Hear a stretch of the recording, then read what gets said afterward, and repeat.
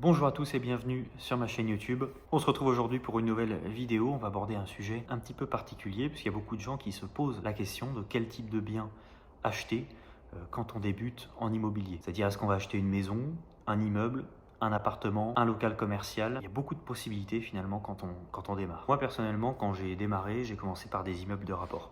Pour moi, les immeubles, c'était plus simple parce que ça permet de diluer le risque. On a plusieurs lots par rapport à un seul emprunt, c'est-à-dire qu'on va emprunter 100 000, 200 000, 300 000 euros. Et en face, on va avoir des échéances bancaires, donc ça peut être 1200, 1500 euros mensuels, ça dépend du taux. Par exemple, je vais prendre un cas concret d'un immeuble que j'ai acheté en 2021. Je dois rembourser 1500 euros par mois à la banque. J'avais un taux à 1,1, ce qui est plus possible actuellement. On est plus à 3,5, 3,8 au mois de mars. Mais en fait, je trouvais que c'était quand même plus sécuritaire d'avoir 5 lots ou 4 lots en face, 4 lots à 400, 500 euros mensuels, plutôt que d'avoir un seul loyer et que tout repose par exemple sur une seule personne. Donc d'acheter une maison 200 000 euros, d'avoir un loyer à 800, 1000 ou 1200 euros mensuels. Je préférais diluer ce risque-là et d'avoir 3, 4 ou 5 lots. Même si c'est plus de gestion locative, puisqu'il faut faire des baux, il faut faire des états des lieux, des entrées de locataires, des suivis, des sinistres, etc.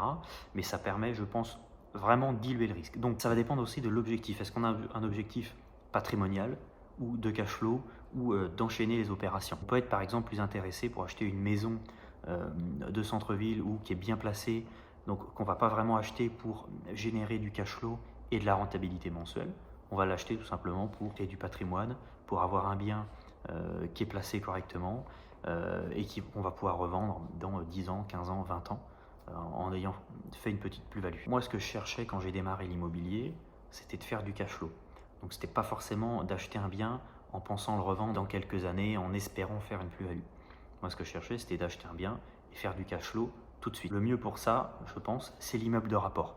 C'est pas l'appartement, c'est pas la maison. De plus, en achetant un appartement, on a d'autres risques. On est en copropriété. Là, s'il y a des décisions faites avec la copro de rénover une toiture complète, de refaire une façade, de refaire des communs, une cage d'escalier, des peintures, ce que vous voulez, vous allez devoir contribuer à votre quote-part de détention dans l'immeuble, dans la copro. Il y a aussi une question de budget, c'est-à-dire quel est le budget que j'ai en face du projet.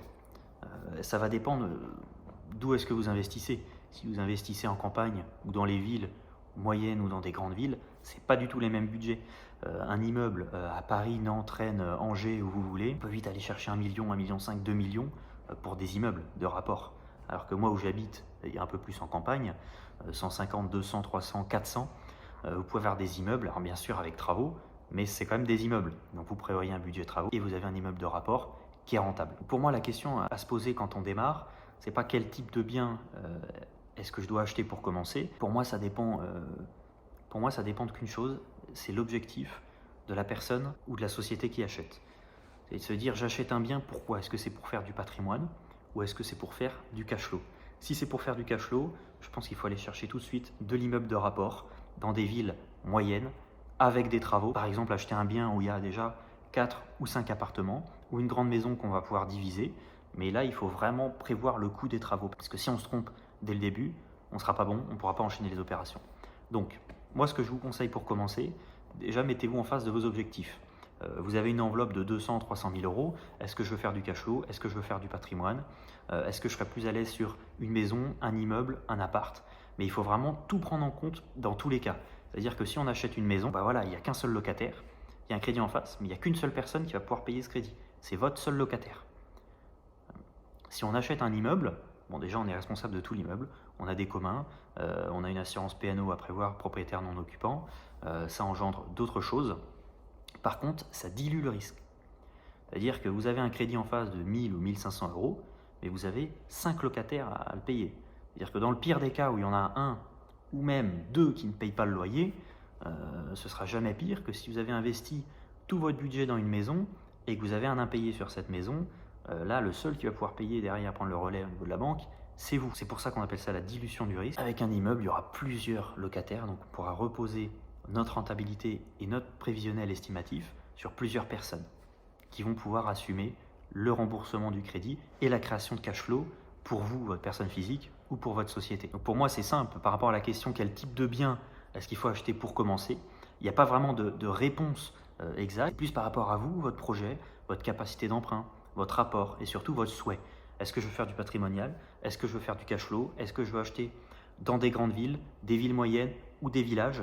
Parce qu'en fait, dans tous les cas, il y a quand même une possibilité de créer du cash flow. Moi, je parle plus de cash flow parce que je suis l'idée d'acheter de l'immeuble de rapport avec des travaux, créer 4 ou 5 lots et mettre ça en location. Puisqu'il y a beaucoup moins de risques, il y a une dilution du risque et tout ne repose pas sur un seul locataire. Mais il y a aussi des profils d'investisseurs qui vont acheter que du pavillon. Ils vont acheter que des petites maisons entre 100, 150, 180 000 euros. Par contre, tout tient sur un seul locataire. Donc on a une personne ou un couple en face qui va devoir payer tous les mois 7, 800, 900 euros de loyer. On va servir de ce loyer-là pour rembourser la banque. Et donc tout va tenir sur un seul locataire. Donc bien sûr, ça devient un peu moins dangereux dès lors qu'on a 8, 10, 12, 15 maisons. On se sert en fait des autres maisons qui créent un cash flow et qui, même si on a un impayé en face, on sera capable d'absorber cet impayé. Il faut quand même éviter ce genre de choses et c'est pour ça que je pense que d'investir tout de suite, même quand on démarre, sur un petit immeuble de rapport, pas forcément sur un appartement à petit budget, parce que on pourrait penser que c'est plus simple d'acheter un appartement. Alors oui, c'est sûr, c'est moins cher, c'est plus simple, mais en face, on a beaucoup de choses un peu plus complexes par rapport à la copro, d'être capable d'analyser ce qui s'est passé avant avec la copro, est-ce qu'ils ont prévu des travaux, d'analyser les 3 dernières assemblées générales. De toute façon, c'est obligatoire quand vous passez au notaire que vous ayez les copies des assemblées générales, donc des comptes rendus, des assemblées générales, etc. Pour moi, c'est peut-être moins cher d'avoir un appartement, mais c'est plus risqué parce qu'on a tout ce qui va avec, les assemblées générales, les travaux, où on n'est pas vraiment décisionnaire et on va devoir payer par rapport à notre quote-part. Et surtout, pareil que la maison, tout va reposer sur un seul locataire.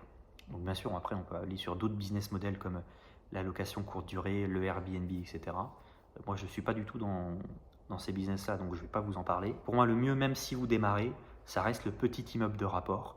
On n'aura pas trop de risques, on a vraiment une dilution. Partout, même si vous habitez dans des grandes villes, des moyennes, des petites villes, en pleine campagne, il y a de l'immeuble de rapport, et pour à peu près tous les budgets, parce que même si on habite en centre-ville de Nantes, où c'est très très cher, en s'éloignant à 20 km ou 30 km autour, on a des choses qui sont beaucoup moins chères et pas très loin de chez soi, donc facile à gérer. Donc voilà, merci d'avoir regardé cette vidéo. N'hésitez pas à mettre un j'aime et de s'abonner à la chaîne YouTube. J'espère que j'étais assez clair sur les explications. N'hésitez pas à me donner d'autres sujets de vidéos que vous aimeriez que je traite en commentaire ou m'envoyer un message privé sur Insta si vous voulez.